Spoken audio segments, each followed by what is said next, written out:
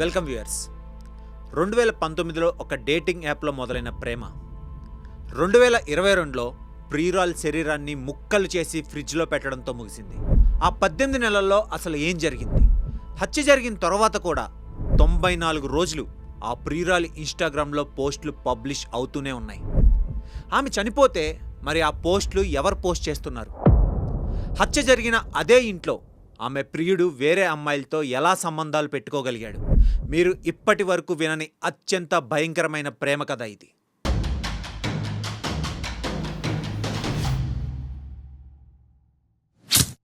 ఇలాంటి మరిన్ని interesting videos కోసం మన స్పాట్ ఛానల్ని వెంటనే సబ్స్క్రైబ్ చేసుకోండి. అఫ్తబ్ పూర్తి పేరు అఫ్తబ్ అమీన్ పూనావాలా. అతని వయసు 28 సంవత్సరాలు.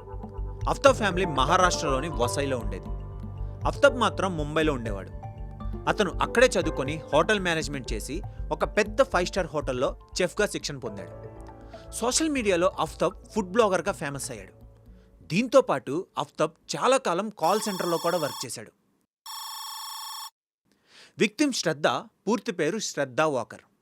ఆమె వయసు 26 సంవత్సరాలు. మాస్ మీడియాలో డిగ్రీ చేసింది. శ్రద్ధ ఫ్యామిలీ మహారాష్ట్రలోని పాల్ఘర్లో ఉండేది. తండ్రి వికాస్కి ఒక చిన్న ఎలక్ట్రానిక్ షాప్ ఉంది. ఆమె తమ్ముడి పేరు సుమన్. శ్రద్ధ తల్లిదండ్రుల రిలేషన్ అంత బాగాలేదు. దాంతో శ్రద్ధ తల్లి తన 2 పిల్లలతో కలిసి విడిగా ఉంటుంది. శ్రద్ధ తండ్రితో చాలా రేర్గా మాట్లాడేది. ఆమె మిడిల్ క్లాస్లో పుట్టిన డ్రీమ్స్ మాత్రం చాలా పెద్దవి.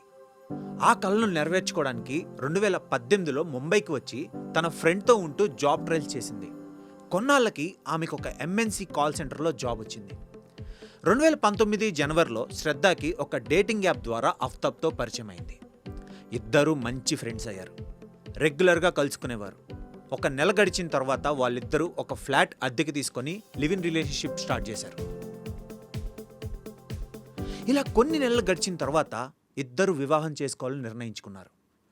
శ్రద్ధ తన తల్లి వద్దకు వెళ్ళి నేను అఫ్తబ్ అనే అబ్బాయితో ఉంటున్నాను, అతన్నే పెళ్లి చేసుకోవాలనుకుంటున్నానని చెప్పింది.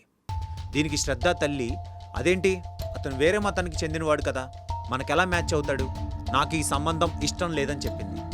శ్రద్ధకి అర్థమయ్యేలా చెప్పడానికి ఆమె తల్లి చాలా ట్రై చేసింది. దాంతో అది గొడవలా మారి చివరికి శ్రద్ధ, మీరు ఒప్పుకున్నా లేకపోయినా నేను అఫ్తబ్నే చేసుకుంటాను, నీకు ఇష్టం లేకపోతే నేను నీ కూతుర్ని కాదనుకో అని చెప్పి ఇంటి నుండి పర్మనెంట్గా అఫ్తబ్ దగ్గరికి వెళ్ళిపోయింది. అతనితో కొన్ని రోజులు హ్యాపీగా ఉండగా 2020 జనవరిలో శ్రద్ధ తల్లికి హార్ట్అటాక్ వచ్చి చనిపోయింది. శ్రద్ధ తల్లి అంత్యక్రియలకు హాజరయ్యి కొన్ని రోజులు తల్లి ఇంట్లోనే ఉండి కొన్నాళ్ళ తర్వాత తిరిగి అఫ్తబ్ దగ్గరికి వెళ్ళిపోయింది. అఫ్తబ్ శ్రద్ధ మధ్య అంతా బాగానే ఉంది. ఒకరోజు శ్రద్ధ అఫ్తబ్ను వివాహం చేసుకోమని అడిగింది. దానికి అఫ్తబ్ ఇంట్రెస్ట్ చూపించలేదు. దాంతో వాళ్ళిద్దరి మధ్య గొడవ జరిగింది.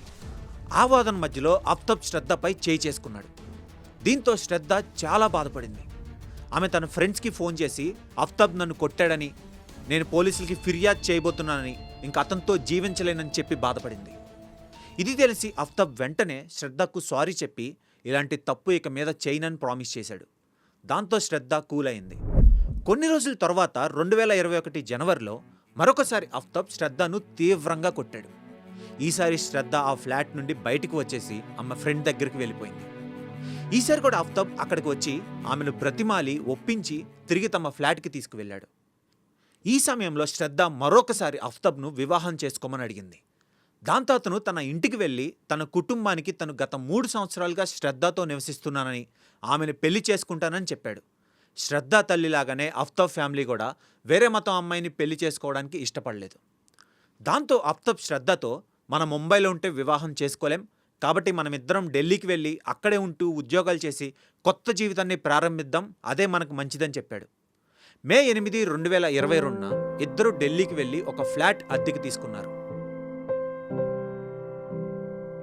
శ్రద్ధ తల్లి మరణించిన నాటి నుండి ఇప్పటి వరకు ఆమె తన తండ్రితో కేవలం 2 సార్లు మాత్రమే ఫోన్లో మాట్లాడింది. సోదరుడితో కూడా పెద్దగా మాట్లాడేది కాదు. ఫ్రెండ్స్తో మాత్రం తరచూ మాట్లాడేది. వాళ్ళ ద్వారా శ్రద్ధ తండ్రి సోదరుల సమాచారం తెలుసుకునేది. శ్రద్ధ రెగ్యులర్గా తన ఫోటోలను ఇన్స్టాగ్రామ్లో పోస్ట్ చేసేది. శ్రద్ధ సోదరుడు కేవలం ఆమె ఇన్స్టాగ్రామ్లో పోస్ట్ చేసిన పోస్టులు చూసి శ్రద్ధ ఎక్కడుందో ఏం చేస్తుందో తెలుసుకునేవాడు. జూన్ నెల 2022లో శ్రద్ధ ఫ్రెండ్ ఆమె తమ్ముడికి ఫోన్ చేసి కొన్ని నెలలుగా శ్రద్ధ ఫోన్ స్విచ్ ఆఫ్ వస్తుంది, వేరే నెంబర్ ఉంటే నాకు పంపమని అడిగింది. శ్రద్ధ సోదరుడు కూడా శ్రద్ధ ఇన్స్టాగ్రామ్ అకౌంట్ యాక్టివిటీ ఆగిపోయిందని గమనించాడు. గత 2 నెలలుగా శ్రద్ధ ఒక్క ఫోటో కూడా పోస్ట్ చేయలేదు, కానీ ఆన్లైన్లో ఉన్నట్టు కనిపించేది. శ్రద్ధ సోదరుడు ఆమెకు కాల్ చేశాడు. Shraddha mobile The switch number off you are అని వచ్చింది. trying to call is currently not reachable. Please try again later. అనుమానం వచ్చి తన తండ్రికి ఈ విషయం చెప్పాడు. వాళ్ళిద్దరూ శ్రద్ధ ఫ్రెండ్స్ అందరికీ ఫోన్ చేసి ఎంక్వైరీ చేశారు. శ్రద్ధ ఫ్రెండ్ ఒకళ్ళు మాట్లాడుతూ శ్రద్ధ ఇప్పటికీ అప్పుడప్పుడు తనతో ఇన్స్టాగ్రామ్లో చాట్ చేస్తుందని, అయితే ఫోన్ మాత్రం కలవడం లేదని, ఆమెతో ఫోన్లో మాట్లాడి 2 నెలలు పైగా అయిందని చెప్పింది. దీంతో కంగారు పడిన శ్రద్ధ తండ్రి అక్టోబర్ 6, 2022న వసై పోలీస్ స్టేషన్కి వెళ్ళి తన కుమార్తె కనిపించడం లేదని కంప్లైంట్ చేశాడు. పోలీసులు అఫ్తాబ్ మొబైల్కి ఫోన్ చేసి శ్రద్ధ గురించి ప్రశ్నించారు. దాంతో అతను మే 22న శ్రద్ధ నేను గొడవ పడ్డం, ఆ రోజు తన వస్తువులన్నీ తీసుకొని ఇంకా ఎప్పుడు తనని కాంటాక్ట్ చేయొద్దని చెప్పి ఫ్లాట్ ఖాళీ చేసి వెళ్ళిపోయిందని, అప్పటి నుండి ఆమె ఎక్కడుందో నాకు తెలియదని చెప్పాడు. నవంబర్ 3న మరోసారి అఫ్తాబ్ను ముంబైకి వచ్చి తానే పోలీస్ స్టేషన్లో హాజరు కావాలని చెప్పారు. రిటర్న్ స్టేట్మెంట్ కూడా తీసుకున్నారు. అతను ఫోన్లో చెప్పిన దానికి రిటర్న్ స్టేట్మెంట్కి తేడాలు ఉండడంతో పోలీసులు అతన్ని అనుమానించారు. నవంబర్ 8న మరోసారి ఢిల్లీ పోలీసులు అఫ్తాబ్ను విచారణకు పిలిచారు. ఈసారి అతను పోలీసుల వలలో చిక్కుకున్నాడు. వాస్తవానికి మొదటి 2 విచారణల్లో 22వ తేదీన శ్రద్ధతో తనకు గొడవ జరిగిందని, ఆమె ఫ్లాట్ నుండి వెళ్ళిపోతూ బట్టల్ని మొబైల్ ఫోన్ను తీసుకువెళ్ళిపోయిందని చెప్పాడు. కానీ 2022 మే 26న శ్రద్ధ మొబైల్ నుండి బ్యాంకింగ్ యాప్ ఉపయోగించి శ్రద్ధ బ్యాంక్ అకౌంట్ నుండి అఫ్తాబ్ అకౌంట్కి 52,000 రూపాయలు ట్రాన్స్ఫర్ అయ్యాయి. ఆ సమయంలో మొబైల్ లొకేషన్ సరిగ్గా చట్టర్పూర్లో ఉంది.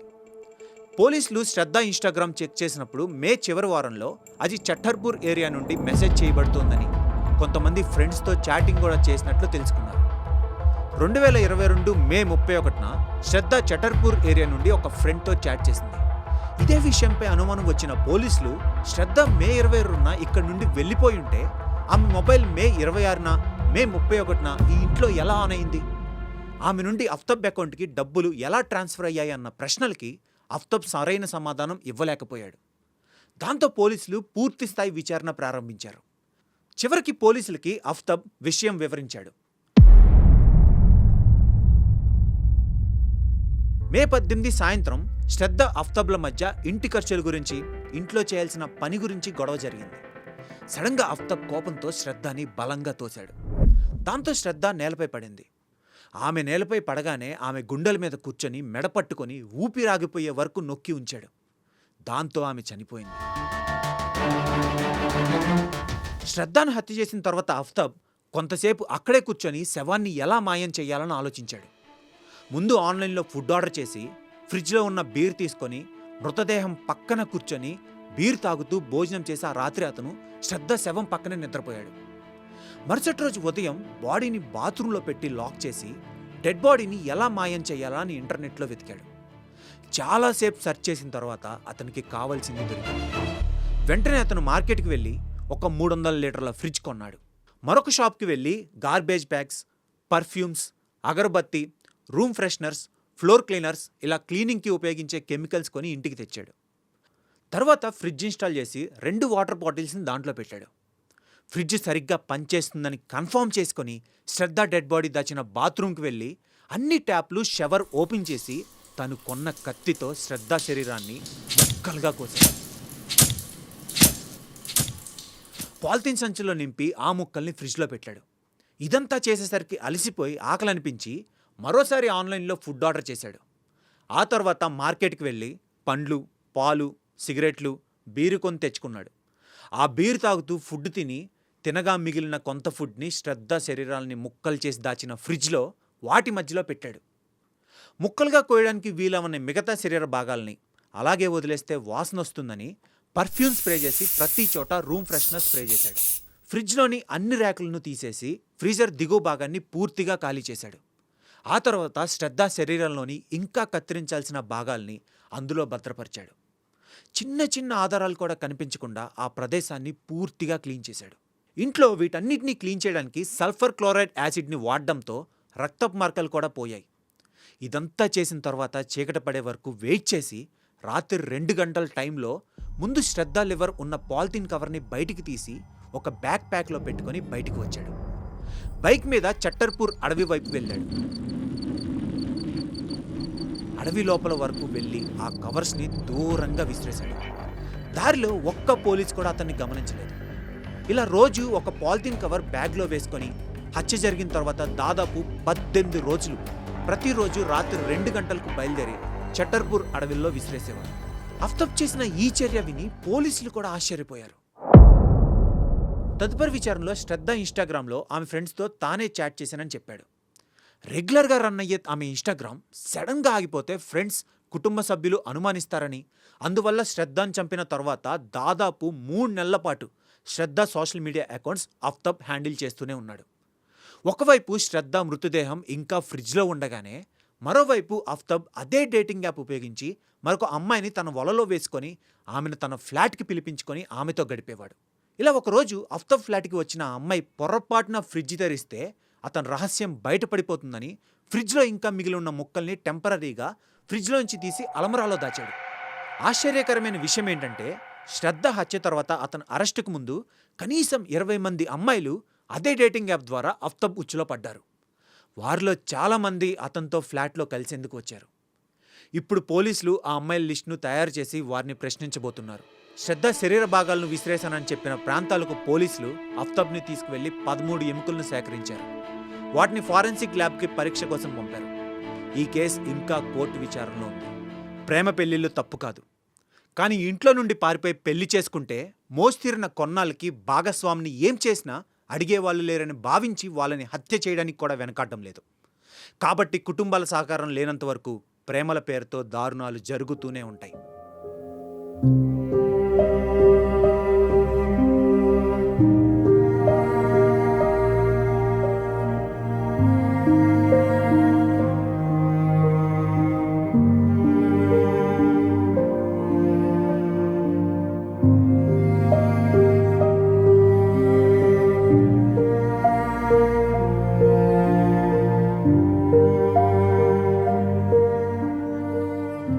ఫ్రెండ్స్, మీ అభిప్రాయం ప్రకారం అఫ్తాబ్కి ఎలాంటి శిక్ష పడాలో కామెంట్ చేయండి.